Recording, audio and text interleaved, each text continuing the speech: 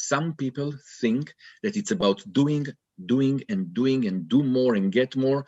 And it may work for some, but not for everyone.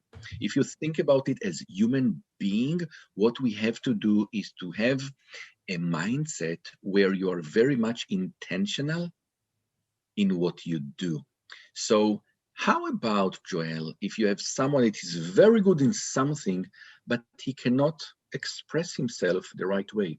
He cannot share what he is doing in the right way for the next person or group of investors or group of employees. It doesn't matter who is your audience.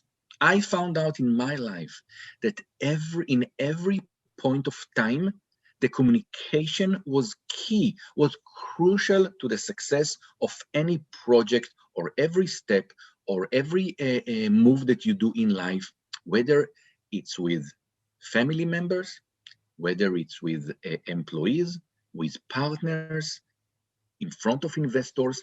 If you are very intentional in the communication piece, you can really go to where you want to go. And a lot of people, they don't pay attention to the crucial part that communication plays in everything that we do.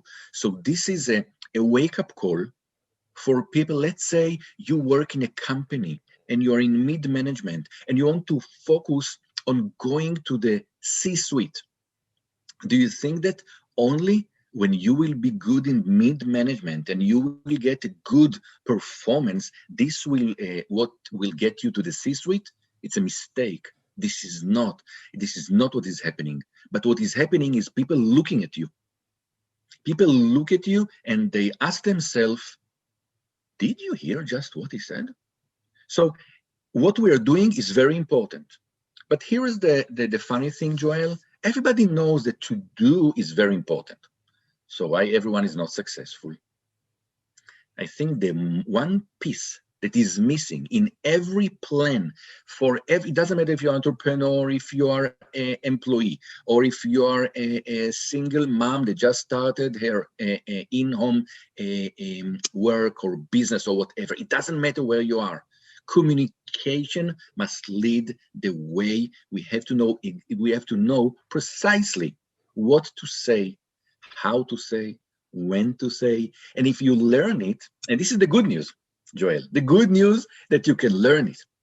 It's not that now I'm saying, okay, something in the tech or whatever. No, communication is something that everyone can learn.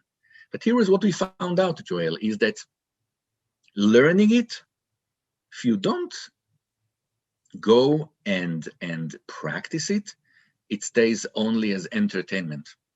Like, I'm sure you have read a lot of books. I watch you and I'm saying, man, what's going on in your head? Like, so many books in such a short, wow, what can happen there? But here is what I'm telling you and everyone that is listening to us. It's about the application. In the end of the day, especially when it comes to communication, once you have what it needs, you have to go and practice it, to make mistake, to learn from this mistake and move on, because we learn from every step we do. Now, I had an aha moment probably over a decade ago where at that point I was applying for all these different jobs, and I I realized that regardless of my skills, I'm going to have to get through an interview anyways. So it doesn't matter if I'm a talented musician or if I was a talented cook or great at marketing. You're never going to get to the point of actually showing those skills if you cannot make it through an interview, which is almost 100% to do with communication. So that was one of my big communication aha moments, that I got to figure this interview game out to be able to ever even show that I can record a great album, or I can, help a company sell a product. So that was big. You know, Joel, you mentioned something, and it's so, and if someone here will get 1 point from everything I do and say, when you were invited to interviews, Joel, someone read your resume. So they already know that you're capable. And this is the mistake. People think that when they come to an interview, they have to prove something. No, you're invited. It means that someone saw something in your resume that will help them with the company or with the business or whatever it is. So when you're coming to an interview, you cannot duplicate what you just mentioned in the resume. Your moment to shine on the stage in an interview, this is the difference between 10 people that are coming to the same interview and you that you will take the job. Why? Because you took the interview and leverage it and took it to the show. Interview, it's a show. Make this one a show and you're guaranteed the position that you want to take.